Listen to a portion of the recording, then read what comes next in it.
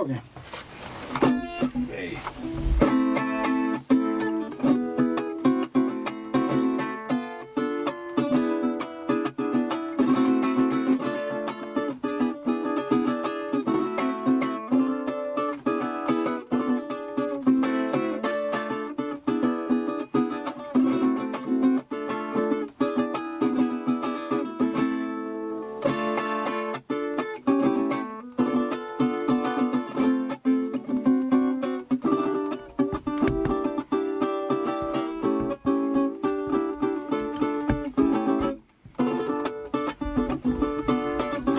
Soy Carlos Rojas Hernández, director de Cimarrón. Soy arpista llanero,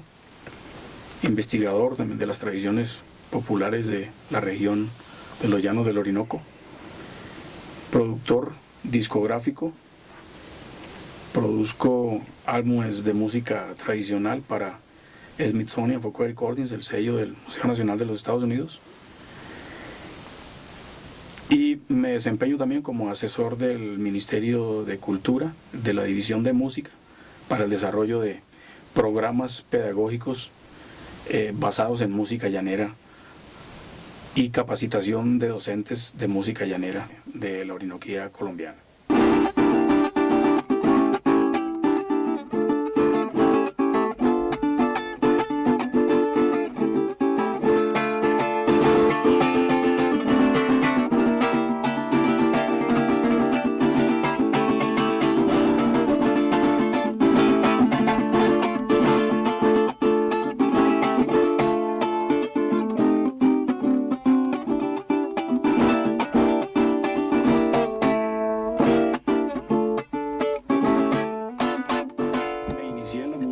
En San Martín, que fue el pueblo en donde nací y crecí, muy temprano en la vida, cuando era un estudiante de primer año de bachillerato. Comencé tocando con unos amigos en San Martín, haciendo música con arpa, cuatro y maracas, que era como la música que conocíamos discográficamente, aunque no teníamos muchos ejemplos en la localidad de músicos de música llanera que tocaran en este estilo, aunque sí había un señor, Manuel Blanco Romero, a quien observé en muchas ocasiones, que tocaba por las tardes en la esquina de la cuadra donde yo vivía, y allí estuve observándolo durante muchos meses, hasta cuando pudimos obtener un arpa, un instrumento musical, y disponer de él y comenzar a trabajar. Ya los temas que había aprendido solo viéndolo tocar seguramente estaban en la memoria visual y auditiva,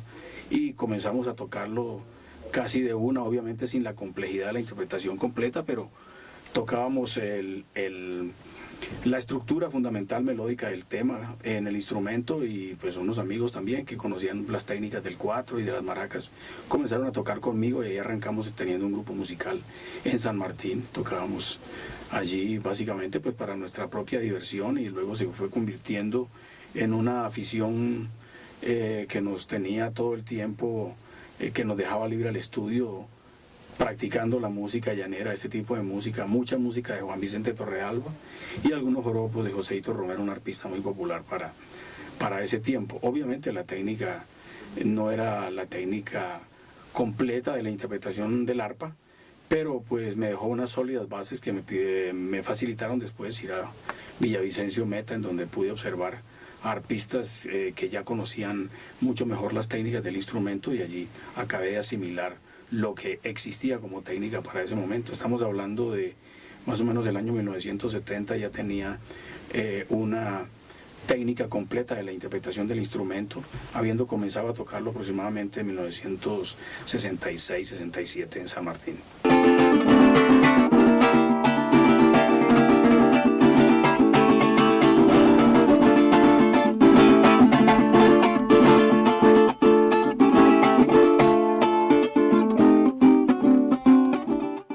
Cuando logré una interpretación mucho más sólida del instrumento y un manejo mucho más claro de los principios musicales llaneros en música de conjunto, en música de grupo, comenzamos a participar en algunos eventos en el Meta, principalmente los festivales, el Festival del Retorno de Acacías y el Festival Internacional Folclórico y Turístico del Llano de San Martín Meta. Desde que comenzamos a participar en estos festivales, pues era con la actitud de pronto de compartir nuestra música, también de aprender en el espacio mismo de los festivales, pero también por supuesto de mostrar una visión particular que teníamos ya de la música llanera. Es interesante para mí recordar que muchos de los temas que presentábamos en festivales como el Festival de Acacías o el Festival de San Martín o el Festival de Villavicencio ya eran composiciones de un cantante conocido para el momento que se llama Manuel Orozco Castro, el Clarín de Llano Grande, quien era el cantante de nuestro grupo, y nosotros presentábamos ya obras que eran composiciones del grupo y composiciones que tenían unos arreglos que nosotros comenzábamos ya a realizar y elaborar, tratando de poner nuestra propia concepción del joropo allí presente, sin mucha conciencia de lo musical todavía, pero a sabiendas, como sabíamos que la mayoría de los grupos llaneros que surgían y que progresaban era porque ponían dentro de sus propias interpretaciones sus propios, digamos que colores musicales. En ese tiempo tuve la oportunidad de contactar gente muy importante y muy influyente del joropo de nuestro tiempo, sobre todo el joropo venezolano y por supuesto también del colombiano. Yo recuerdo que en las primeras intervenciones que hicimos en el torneo, en el Festival del Retorno en Acacías, como se llamaba, el Festival de Música Llanera allí, uno de los músicos que pude conocer fue David Parales Bello, araucano, muy importante, Mario Tineo, Jaime Castro, tres grandes músicos llaneros de mi tiempo, y junto a ellos conocí dos intérpretes venezolanos muy importantes, José Romero Bello, que estaba de jurado en ese festival, estamos hablando del año 72, y también a Nelson Morales, uno de los cantantes de música recia que más ha influido en mi vida y en mi estética particular del joropo. Yo ya era un admirador de Nelson Morales y el poder compartir yo ya era un admirador para ese momento de Nelson Morales, y el poder compartir con él siendo su acompañante en el arpa fue una experiencia muy enriquecedora y muy aleccionadora desde el punto de vista de lo musical, ¿no? Digamos que acercarse a la gran tradición del joropo que venía por la vía de Nelson Morales fue para mí, digamos, como una visión muy esclarecedora que me marcó un camino y que me llevó definitivamente a apreciar la música recia como la música que para mí tenía toda la vena profunda de la tradición y era la más rica tradición de los llanos colombo-venezolanos. 1, 2, 3, 1.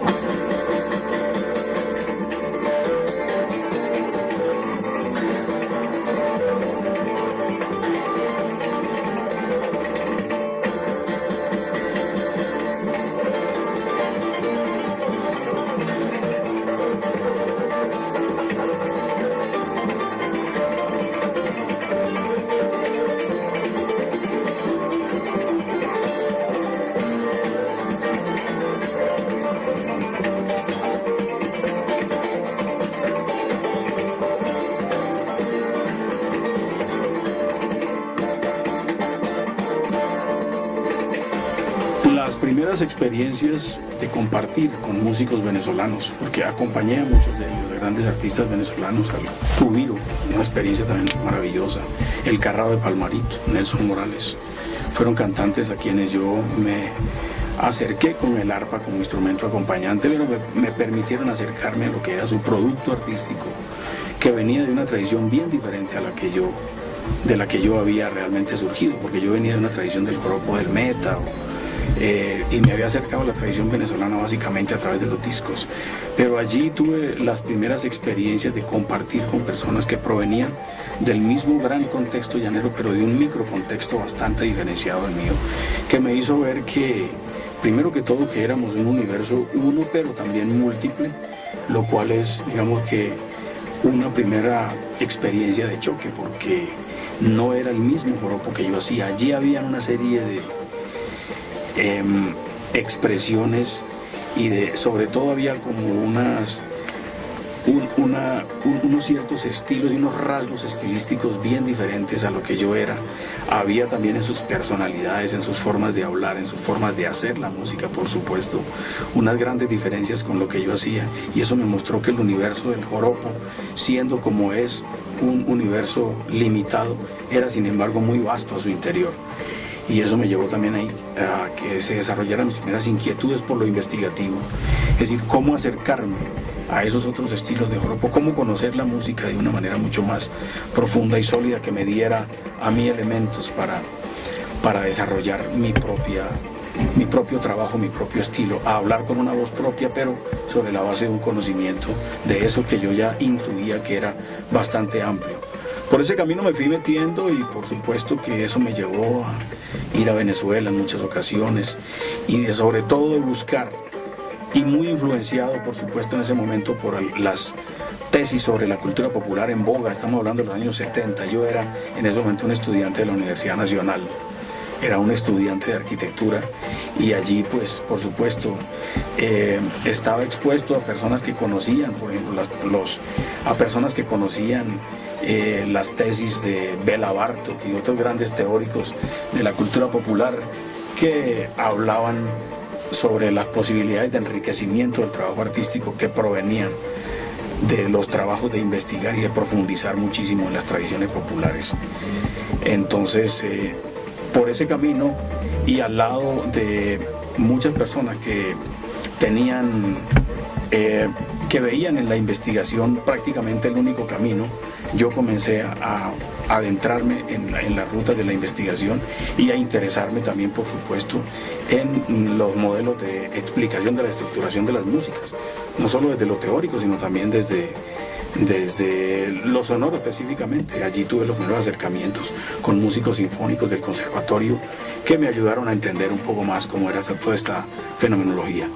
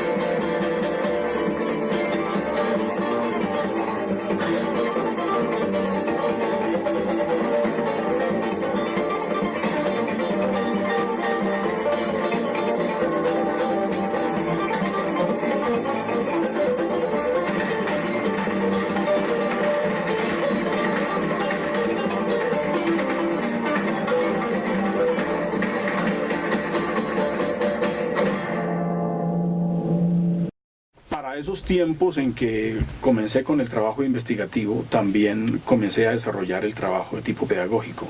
sin mayores herramientas, solamente guiado pues por la intuición de que sabía que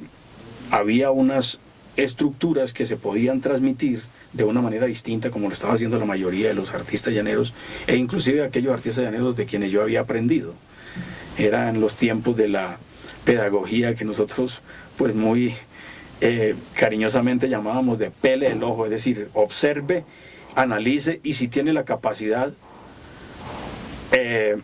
desglose los elementos y reármelos en su propio producto.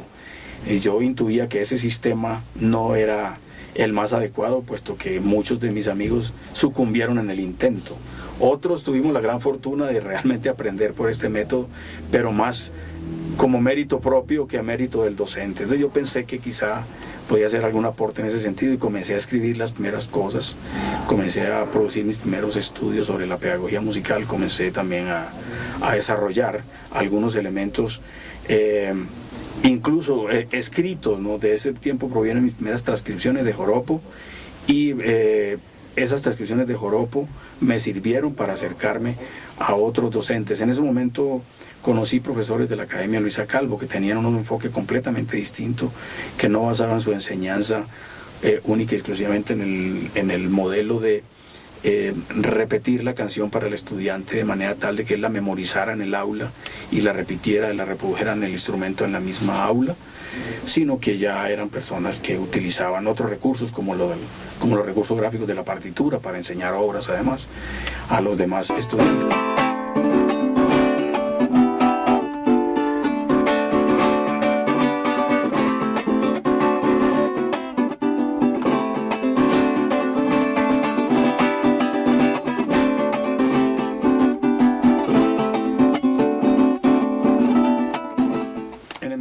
Comencé a acercar al trabajo pedagógico, conocí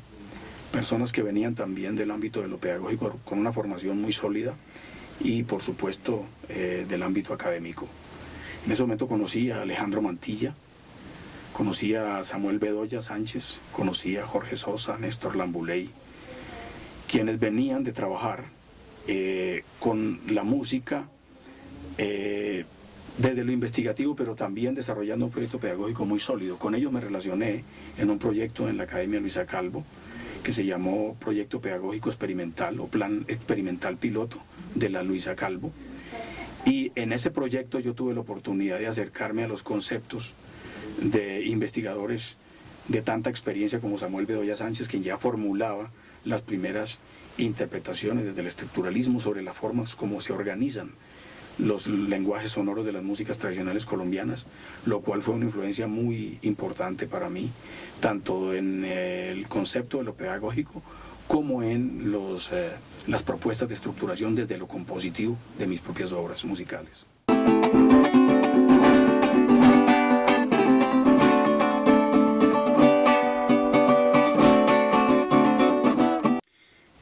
El plan experimental piloto de la Luisa Calvo fue una primera experiencia que luego confluyó en la propuesta ya muy desarrollada y muy elaborada de lo que fue la Academia Superior de Artes de Bogotá en su primera etapa, cuando desarrolló el concepto de las músicas caribe hispanoamericanas, con la cual comenzaron a avanzar en el desarrollo de una propuesta pedagógica fundamentada en las músicas tradicionales populares del continente de Latinoamérica. Este tipo de propuestas, que de hecho eran propuestas que contrastaban altamente con las propuestas de formación que se desarrollaban en los conservatorios en ese momento, que estaban fundamentadas única y exclusivamente, práctica y exclusivamente sobre la música, lo que llamamos el periodo común europeo, músicas enfocadas sobre el desarrollo de las músicas centroeuropeas, obviamente significaron una gran ruptura y sobre todo la apertura de un camino nuevo que ha abierto muchos campos para la pedagogía musical contemporánea en Colombia.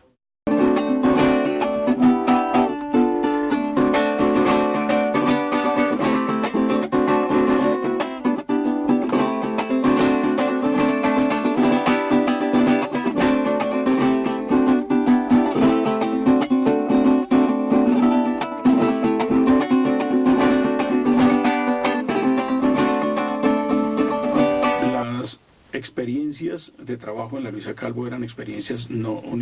única y exclusivamente de procesos pedagógicos, sino también, por supuesto, de resultados artísticos y estéticos de los procesos pedagógicos. La música tradicional abordada desde ese punto de vista no conduce a resultados similares a las músicas tradicionales que era, digamos, era el tipo de música que yo hacía. Y por supuesto la música que comenzamos a hacer empezó a mostrar ese tipo de influencias. Comenzaron a verse ya al interior de lo que nosotros hacíamos, ese tipo de propuestas, las exploraciones, por ejemplo, una cosa muy clave era que los modelos de variación ya no eran exclusivamente los modelos de variación que nosotros traíamos de la tradición, sino también unos modelos de variación propuestos a partir de los modelos jazzísticos o también de las experimentaciones muy razonadas acerca de las posibles variaciones en los esquemas ritmométricos. Ese tipo de propuestas comenzaron a influenciar también a muchos instrumentistas jóvenes que se formaron con nosotros y que ahora han desarrollado muy interesantes propuestas en música tradicional colombiana. Nosotros, por nuestro campo, seguimos de todas maneras con la práctica de nuestra música tradicional, intuyendo que allí había un reservorio también de elementos que no estaban suficientemente desarrollados. De alguna manera, algo que teníamos claro en ese momento, por lo menos era claro para mí, es que las músicas tradicionales tienen una gran potencia en los aspectos rítmicos, pero también unas grandes limitaciones en otros niveles. Estas limitaciones, sin querer hacer un juicio de la tradición popular ni mucho menos,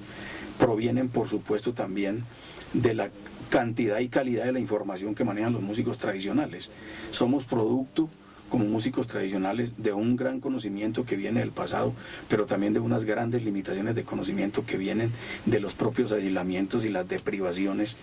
que son, digamos, que resultantes también de las formas de estructuración de la sociedad. En alguna ocasión había una copla que nos gustaba muchísimo, que era algo que popularizaba el maestro Badiano. Yo no fui que nací bruto, fue que Naiden me enseñó. Que si alguien llega a enseñarme, quién sabe quién fuera yo. Es decir, es una verdad dolorosísima también, y es que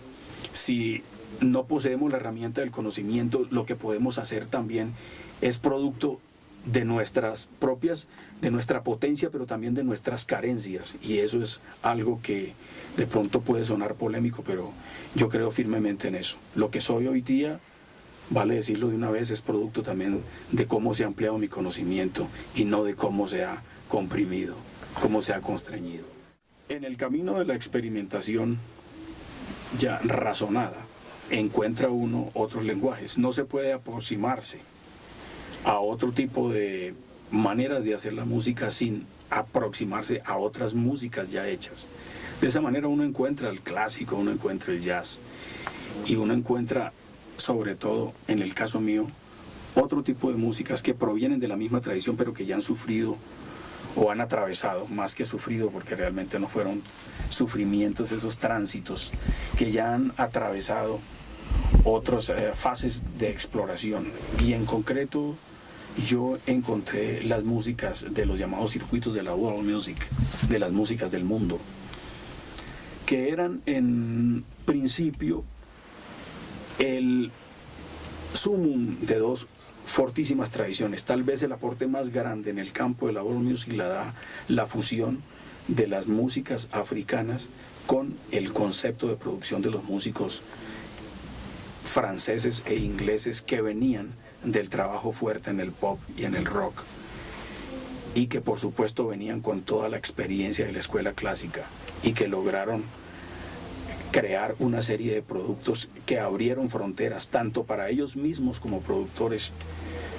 como para los músicos africanos, que sumados a ellos comenzaron a inundar el mundo con un nuevo tipo de propuesta, con toda la fuerza de la tradición, pero también con todos los recursos de trabajo que había dado la escuela del clásico, el jazz y las músicas populares europeas y americanas de la década del 60 y el 70. Yo tuve acceso a ese tipo de materiales porque me moví en los años 80 y 90 en los circuitos internacionales, a donde me enviaba el gobierno colombiano a presentar el producto de la tradición. Subido en estos escenarios y en este tipo de festivales, yo siempre me encontraba con este tipo de músicos, y su sonido y la manera como transformaban sus sonoridades siempre me llamó la atención. De alguna manera ya yo intuía que ese tipo de desarrollo se podían lograr, y comencé a hacer mis primeras propuestas, que confluyeron en una primera grabación que hicimos en el año 1996, en donde nosotros trabajando con un productor inglés, Richard Blair, muy conocido en Colombia, ahora, de Sidestepper. Trabajando con él en el estudio de grabación logramos una primera pieza que se llamó Palomita, que era una transformación desde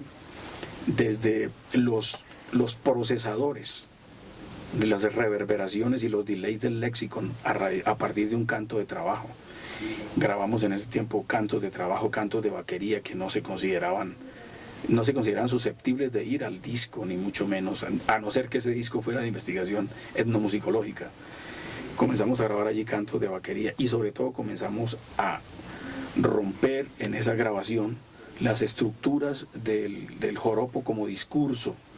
ritmo armónico. Entonces ya el concepto de intro, el concepto de desarrollo central, el concepto de puente y el concepto de desarrollo, de segundo desarrollo y cierre, o sea, de coda, que no era una propuesta tradicional, comenzaron a verse ya claros en ese tipo de obras. El disco nunca salió al mercado, pero para nosotros fue una primera aproximación. De allí comenzaron ya de una manera más decidida mis exploraciones en ese sentido y desarrollamos un primer producto que se presentó como un demo en Real World en Inglaterra, llamando mucho la atención de los productores allí, y esto nos abrió el camino para que productoras inglesas se interesaran en el trabajo de Cimarrón y comenzaran a plantear las primeras giras internacionales del grupo, ya no como el tipo de actuaciones en donde uno va, se presenta en un festival y regresa a Colombia a pasar el resto del año viviendo un poco de los recuerdos de lo que fueron estas actuaciones, sino ya pensando sólidamente en una carrera internacional, a presentar productos de América Latina elaborados, productos de música latinoamericana, como es el caso de la nuestra, la música llanera, elaborados y procesados para su presentación en los mercados y los circuitos de la world music, básicamente en Europa y Estados Unidos.